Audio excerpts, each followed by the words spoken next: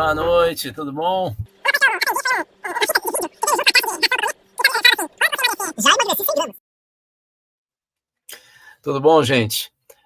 É o seguinte, uma associada do Clube Cultiva, a Karen, ela de repente manda uma mensagem para mim, ou posta no grupo, num dos grupos de associados do Clube Cultiva, dizendo: por que é que você não faz um aulão explicando o que é autonomia dos movimentos sociais frente aos partidos políticos? Me pegou no contrapé. Esse é um tema muito importante, inclusive na construção do PT, eu não sei se vocês sabem.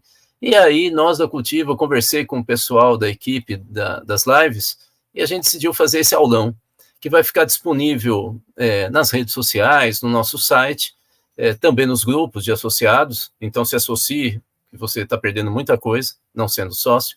E também nós vamos fazer cortes aqui, jogar nas redes. A gente avaliou que é um tema importante. Então, vou explicar logo de cara por que o tema surgiu na cabeça da Karen e a gente achou que era importante. Vamos então para o PowerPoint que nós preparamos, esse PowerPoint aí, e vamos para o primeiro slide. É o seguinte, vocês estão vendo aí uma foto, eu de vez em quando vou olhar para vocês, de vez em quando vou olhar para a tela aqui. Vocês estão vendo uma foto da Câmara Municipal de São Paulo, lotada, vocês estão vendo, claro que a foto pega só a frente ali, mas a reunião está lotada. É uma reunião que aconteceu à noite, no dia 4 de maio de 2024, na Câmara, com lideranças dos 4 costados do município de São Paulo. Lideranças da Zona Norte, Sul, Leste e Oeste, para discutir, na verdade, o poder popular. Não é só os problemas do dia a dia, mas discutir o poder político das periferias. Por quê? Porque as periferias de São Paulo elegem com o pé nas costas o prefeito de São Paulo. 2024, eleição municipal, eles acordaram. Quem puxou foi a Zona Leste. A Zona Leste é a maior região, maior população de moradores da cidade de São Paulo, são 4,5 milhões de habitantes. Para vocês terem uma ideia, é tanta gente que, se a gente retirasse da cidade de São Paulo só a Zona Leste, ela seria, a Zona Leste, a terceira cidade do país. Ela é maior do que Belo Horizonte, por exemplo, Recife, Porto Alegre. Ela só perderia para São Paulo e Rio de Janeiro, para vocês terem uma ideia, é maior que Brasília, né? Então, isso não é qualquer reunião.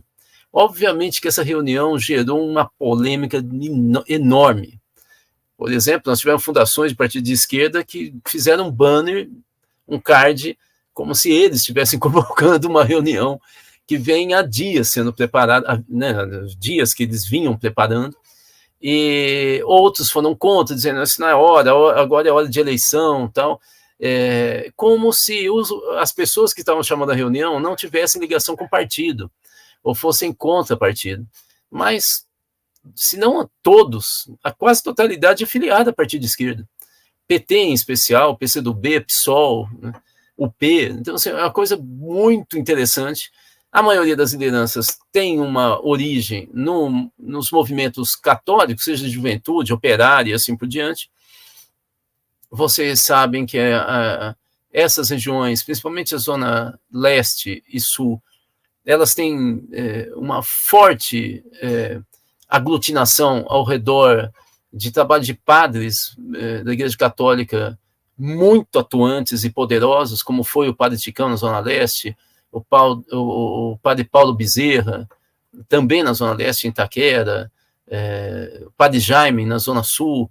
Ou seja, quem conhece São Paulo sabe do poder desse pessoal, não é pouco, não.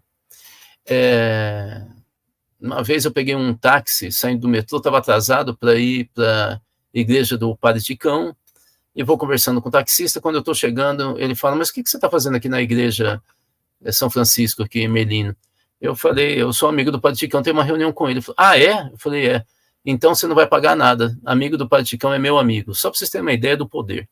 Pois bem, esse encontro que teve em São Paulo retoma, depois de tanto tempo de letargia, eu diria que quase 20 anos, né, desse tipo de organização. Eu não estou falando de mobilizações de rua, né? esse encontro retoma uma articulação autônoma das lideranças sociais da maior capital do país, da maior cidade do país.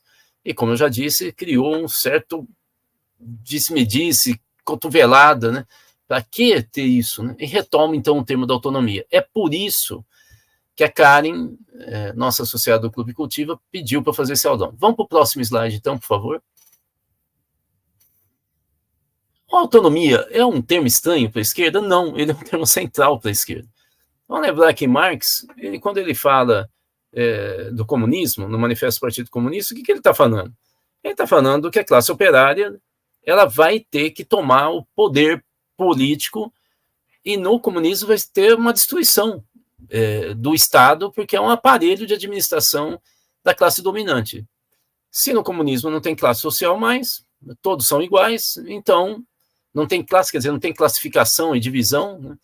Então, os próprios cidadãos se organizariam autonomamente nos bairros, nas empresas, né?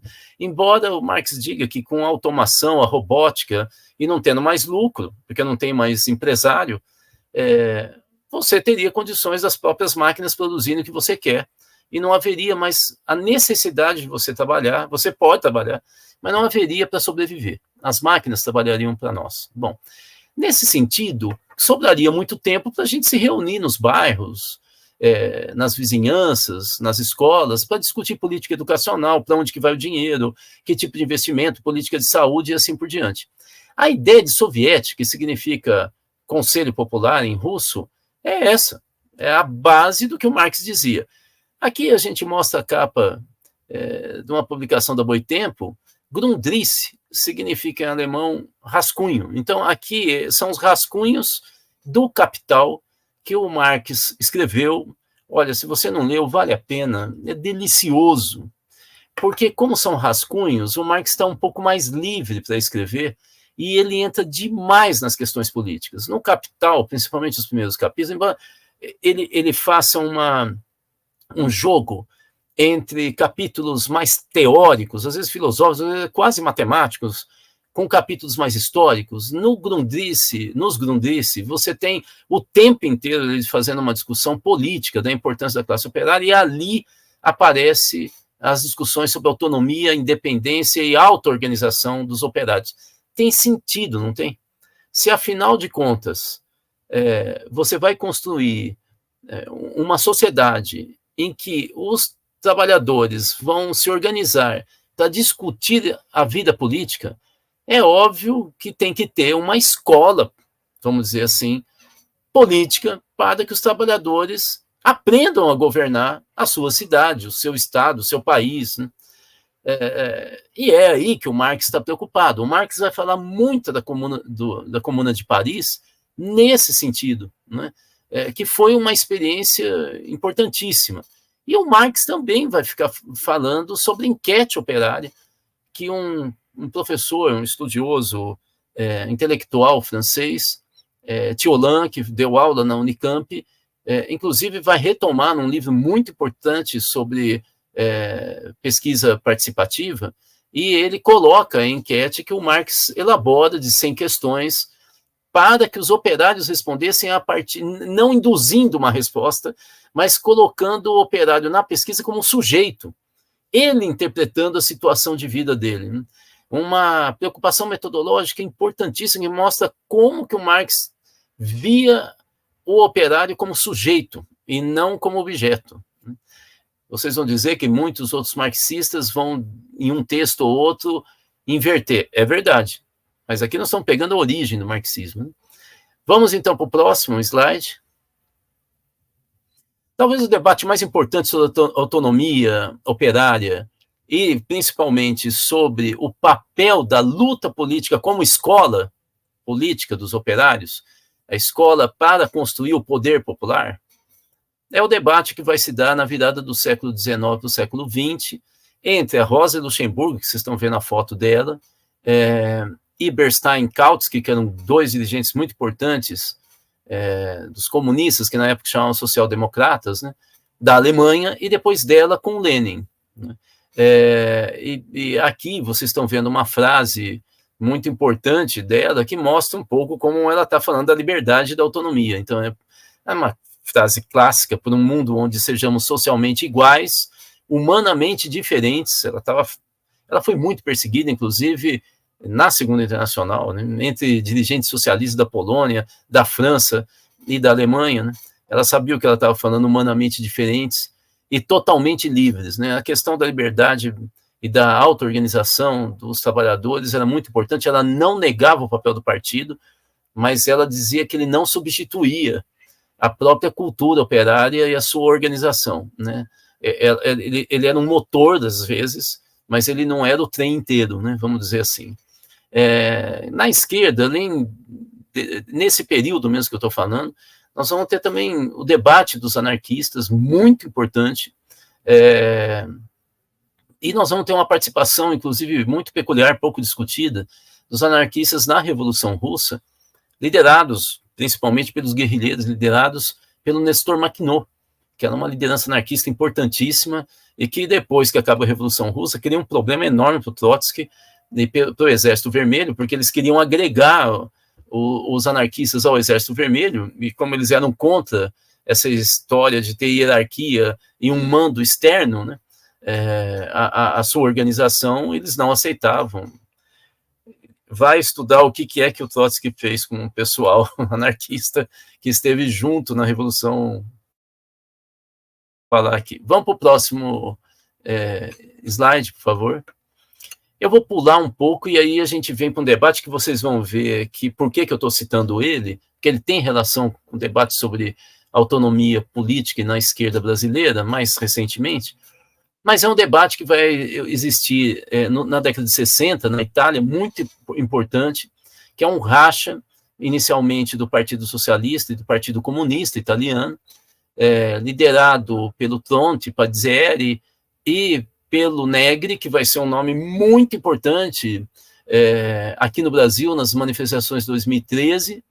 O Negri faleceu recentemente, ele foi preso, ele escreveu livros importantes, e talvez um que tem a ver com o que eu estou dizendo, mais interessante com o Hard, ele escreve junto com o Hard, que é Multidões, né?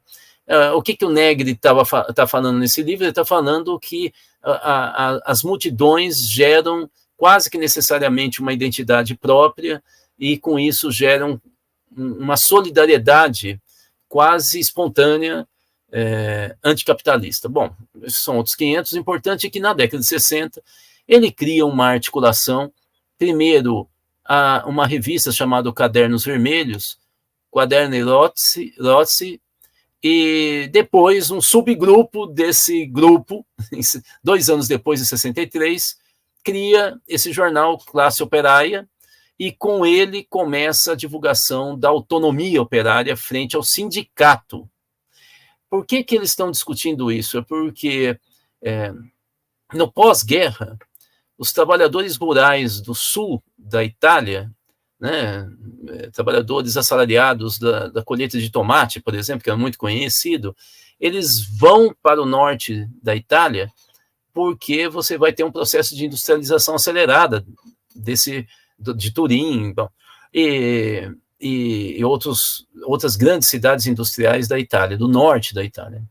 E os grandes sindicatos e centrais, as 2 centrais sindicais mais importantes da Itália ainda hoje, é a TGL, né, a Central Geral do Trabalho, né, que é ligada aos comunistas e é ligada aos socialistas também, e a TISL, que é mais ligada à social-democracia, principalmente a democracia cristã, né? E o que vai acontecer é que essas centrais, elas tinham base de organização nas categorias altamente qualificadas, mas essa massa de trabalhadores que vinham do campo para conseguir trabalho nas cidades, né, industriais, não tinha uma identidade com essas centrais. E é aí que entra essa organização autônoma no debate da classe operária, né? Então, vocês estão vendo que é um debate importante de como que é preciso ter auto-organização, e nós vamos ter uma leva de greves, ocupações de fábrica, então, muito importantes nesse período, e também uma radicalização muito grande, tanto da polícia como do próprio movimento de esquerda, né, na Itália. Vamos para o próximo, por favor. E aí eu gostaria de propor aqui como é que entra esse debate no Brasil. E vou propor aqui 4 ciclos de discussão e de proposição na esquerda brasileira sobre autonomia, para a gente ter clareza que isso não é estranho na história da esquerda brasileira. Hoje, talvez, dentro de alguns dirigentes, alas de direções majoritárias de partidos de esquerda, talvez seja meio estranho para eles, né? Mas para a história da esquerda brasileira não é. Começo com o primeiro ciclo desse debate sobre a autonomia operária e dos movimentos sociais, na virada do século XIX para o XX, no início do século XX, pelos anarquistas, né? Pelos migrantes anarquistas que vêm principalmente da Itália, da Espanha, de Portugal, muitos deles socialistas e a grande maioria anarquista, que tinha, né, organização já política, nem todos eram, e vários deles da Itália vêm, por exemplo, para São Paulo para a colheita de café, e rapidamente eles começam a organizar, ou tentar organizar, os trabalhadores dessas fazendas, né, de monocultura. No caso, o café, depois vai ter outras culturas, mas o importante, porque eles achavam que eles iam ganhar, era a promessa do Império no começo, que eles iam ganhar uma propriedade depois de um tempo, e na verdade eles viraram assalariados, né? Os anarquistas, então, começam a criar, por exemplo, só para vocês terem uma ideia, uma técnica que eles chamavam de roda de conversa. Eles meio que proseavam depois do trabalho, quando davam um descanso para comer algo, beber água, eles faziam roda de conversa para falar sobre a vida e puxar algo sobre a política, né? E nas cidades eles também trabalharam muito com a questão cultural para a organização de base, como era o caso dos piqueniques, né? Eu tentei achar aqui uma foto de piquenique da época, porque a Madeleine Chauí, quando foi secretária de Cultura no governo da Irundina, ela no 1º de maio fez intervenções relembrando o movimento anarquista, por exemplo, na Praça da Luz, e vários atores relembraram os piqueniques, famosos piqueniques anarquistas. Eu não consegui uma foto do piquenique na época, mas consegui essa foto aí do Proudhon com os filhos, né, ao lado, né? Não é uma foto, é uma pintura, né, conhecida, né? Proudhon, que é o pai do anarquismo, né, no mundo, e só para lembrar uma relação com a família muito forte dos anarquistas, e essa ideia do lazer ligado à organização política, né, dos operários, né? E eles também criam, então, nas cidades várias, sarau, por exemplo, de poesia, de leitura de livros, né? Eles criam um clube dos livros, né? E criam esse negócio do piquenique, teatros a céu aberto, muito interessante, como eles articulavam a organização dos núcleos básicos anarquistas, né, e a politização com uma atividade intensa cultural. Esse é o primeiro ciclo no Brasil do debate sobre autonomia. Vamos para o segundo ciclo? O segundo ciclo é na década de 1940, principalmente o período que vai até 47. É muito interessante esse período, porque, e aí vocês estão vendo um livro do Ricardo Maranhão, é um livro pequeno, mas extremamente importante e denso, porque ele vai retomar o debate das organizações locais do Partido Comunista com as direções nacionais do Partido Comunista. O Partido Comunista está muito preocupado, na época, na década de 40, com a possível radicalização e fechamento do governo Dutra, e eles, então, adotam uma política muito cautelosa. O problema é que esse período é um período de sindicalização em massa, mais que dobra o número de sindicalizados nesse período de 40 a 47, e você, obviamente, tem uma motivação para se sindicalizar, que é uma luta por melhores condições. Então, você vai ter uma vaga, um momento de muitas greves, a direção do Partido Comunista tentando segurar, e a base, principalmente militantes sindicais ou dirigentes responsáveis por essa área de atuação e organização sindical, rachando e falando não. O PCB cria o MUT, que é uma articulação intersindical nacional, para intervir, e não é que o MUT, porque articula muitos dirigentes sindicais de base, Não é que ele pega e vai mais à esquerda mesmo e propõe a greve. Então, esse é um período de debate no Partido Comunista muito importante sobre a autonomia, mesmo que relativa, da organização dos trabalhadores na base, né? E não a transformação deles em correia de transmissão, como Prestes, por exemplo, sugeria. Aqui tem uma frase do Prestes, em que ele dizia que o partido deve dirigir e não se deixar levar pelo movimento espontâneo das grandes massas. Era o inverso do que os dirigentes das organizações de base operária estavam dizendo para o Partido Comunista. Vocês estão vendo que esse debate da direção na esquerda com a base não é nova, né? Vamos para o terceiro ciclo, gente. O terceiro ciclo é o PT. O que talvez o pessoal mais novo na direção do partido e filiados novos não sabe é que o PT tem autonomia como centro da sua fundação. Eu fui fundador do PT. E posso dizer claramente que esse era o debate central no PT. Por quê? Porque era um debate que vinha das organizações de esquerda que deixam a luta armada e começam a fazer uma discussão de que o erro da luta armada é que passava por cima da organização autônoma dos trabalhadores. Olha como a autonomia entra. E aí eles começam a dizer, nós precisamos nos ligar com a cultura operária, com a cultura de base. E para isso nós temos que fazer formação, nossa e deles. E temos que nos aliar com as organizações de massa que estão defendendo os trabalhadores, sem preconceito. Há uma aproximação, por exemplo, de uma ala do PCdoB à Igreja Católica, ligada à teologia da libertação. As comunidades eclesiais de base, também vocês sabem, é a base de organização da estrutura do PT.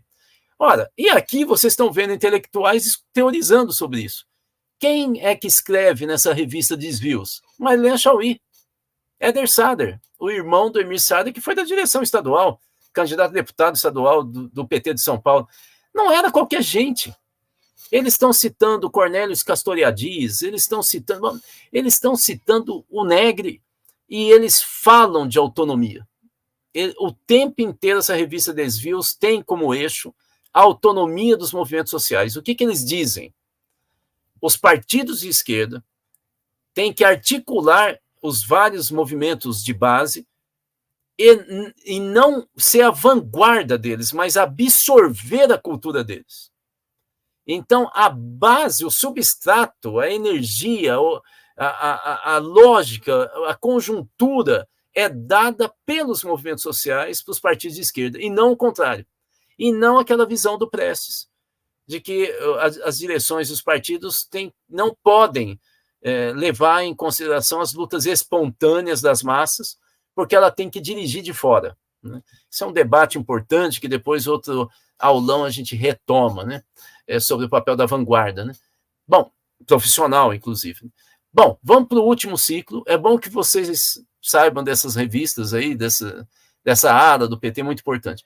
O quarto ciclo da discussão sobre autonomia de 2003, as manifestações de 2013. Olha, o Passe Livre, né, o movimento Passe Livre, o MPL, não confunda com o MBL, hein, que vai puxar as manifestações de 2013 no início, ela era baseada em todo o debate da cultura autonomista, desde o começo. E não era só no Rio Grande do Sul, não era só em São Paulo, era também na Bahia. O movimento tinha como principal cultura o autonomismo de base, que significava não se subordinar, mas não ser contra os partidos políticos. É a auto-organização da base na luta pelos direitos. Só para que vocês tenham uma ideia, grande parte das manifestações de 2013 vai ser discutida e, às vezes, até negociada pelos comitês da Copa. Eram 12 comitês, porque foram instalados em 12 capitais brasileiras que ia sediar a Copa das Confederações de 2013 e a Copa do Mundo em 2014. E a grande maioria é autonomista. Eu entrevistei vários lideranças jovens dos comitês da Copa. Da onde que eles vieram? Das universidades, onde ocorreram seminários para discutir o desvio de recurso público nos Jogos Pan-Americanos do Rio, e as ações das grandes empreiteiras da FIFA para pegar dinheiro público e destruir comunidades e trabalho ambulante, inclusive trabalho de prostitutas, de moradores da periferia, até populações indígenas do entorno das arenas, né? Porque vocês sabem que as arenas de futebol foram construídas só para isso, e você não podia ter comida popular, era tudo vendido com a grife FIFA, né? Ou com a chancela da FIFA, né? Porque eles recebiam um percentual das vendas, né? Então, é muito importante, essa cultura autonomista estava fortíssima aqui em Belo Horizonte, estava em Recife, estava no Rio de Janeiro. Eu fui várias vezes para o Rio de Janeiro e você tinha coletivos autonomistas muito importantes que depois levaram o Negre para dar seminários e debates lá no Rio. Então, é importante entender que ele estava na esquerda em 2013. Eu sei que tem gente que pensa como Prestes, que achava que era extrema-direita. Vocês vão desculpar, tinha direito, numa multidão, tinha direito, tinha assento, mas quem dirigiu, quem esteve lá, quem pegou e trabalhou, eu escrevi um livro sobre isso, quem trabalhou, eu vou mostrar até o livro mais uma vez, que dá um chato. Aqui está a capa do meu livro sobre 2013, nas ruas, que eu escrevi com Patrick Arley. Aqui dentro tem até, olha para vocês verem que eu estava falando, aqui tem um dos panfletos do Comitê das Copas, Copa das Violações, aqui embaixo. Você tem muita produção. Eu vou mostrar aqui um coletivo de advogados que apoiou as manifestações de junho. Eu tive num debate numa livraria muito famosa do centro de São Paulo, com eles sobre os 5 anos, né, de junho, que é o pessoal do artigo 19, né? E olha que interessante como eles vão fazer uma publicação falando um pouco da luta de 2013, e não só, e eles então fazem todo o mapeamento da organização e das lutas, né? O que estava por trás das manifestações de 2013 enquanto luta de uma mudança da cultura das políticas públicas brasileiras naquele período. Então, o debate não era da direita. Perdão. Retornando, então, estamos já no final. Próximo. Então, aqui, o que é que está em questão? E por que a Karen tinha toda a razão de propor a gente voltar para esse debate? É que nós estamos falando de novo de uma discussão que nesses últimos dias começou a atrair muita gente para o debate, Carlos Weinert, Walter Pomar, eu e outros, sobre as duas esquerdas. A esquerda social, que está nos movimentos sociais, e, portanto, ela tem um embate pela mudança política, eles são muito mais, as alianças são políticas deles são muito mais pontuais pela luta pelos direitos sociais, né? E a esquerda, que o Carlos Weinert chama de governista, eu chamo de institucionalista. E por quê? Porque o institucionalismo é uma cultura, uma teoria política que valoriza mais as instituições políticas, partidos, governos, parlamento, do que a sociedade civil. Então, retoma um pouco esse debate, próximo slide, e aqui a gente mostra da onde vem essa teoria, porque muitas vezes não tem muita clareza, né, do que nós estamos falando, de onde vem sobre institucionalismo, né, tem uma certa confusão, vem principalmente da ciência política dos Estados Unidos. Aqui eu estou mostrando um dos centros, que é a Escola de Chicago, né, que vocês sabem muito bem que é ultraliberal, conservadora na economia, mas na política eles trazem essa ideia de que as instituições, as eleições são mais importantes do que as lutas sociais. O PT nasceu ao contrário. Inclusive, a crítica à União Soviética e ao brizolismo, ao Getúlio Vargas também, era justamente porque o brizolismo tinha lideranças de classe média que substituíam a liderança de base, falavam pela liderança de base. E até hoje, né, os brizolistas falam, falta que faz o Brizola, tal, porque eles não conseguem enxergar lideranças populares que têm a envergadura do Brizola.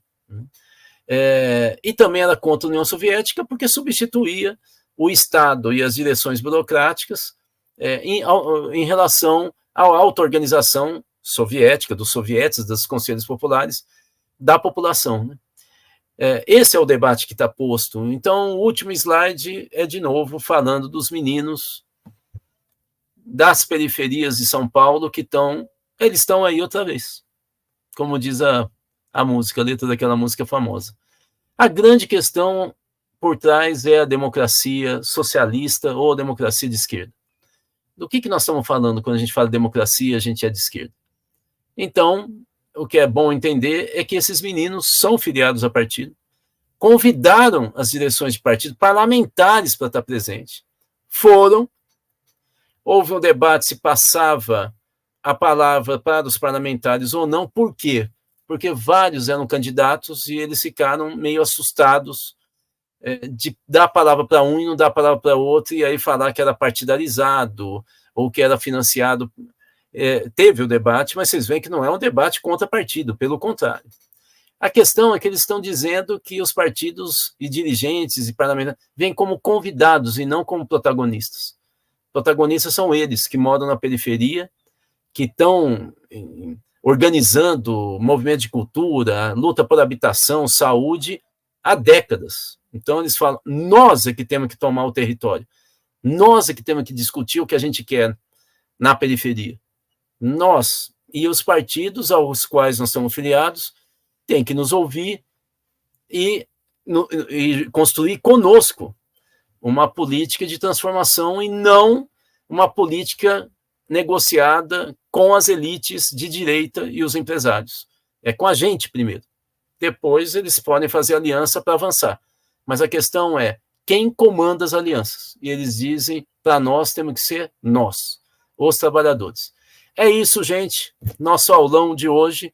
Se associem ao Clube Cultiva. Estejam nas nossas lives todas as manhãs das 10h30 às 11h30 com a Mafê. Sempre tem um convidado. E nas quartas à noite, a partir das 20 horas, sextas e domingo, às 10 da manhã, quando a gente faz um balanção da semana. Participem. A gente quer criar uma comunidade. Daí essa aulona e não apenas uma revistinha de informação e em busca de like. Estejam com a gente, vamos formar essa comunidade. Um abraço. Boa noite, tudo bom?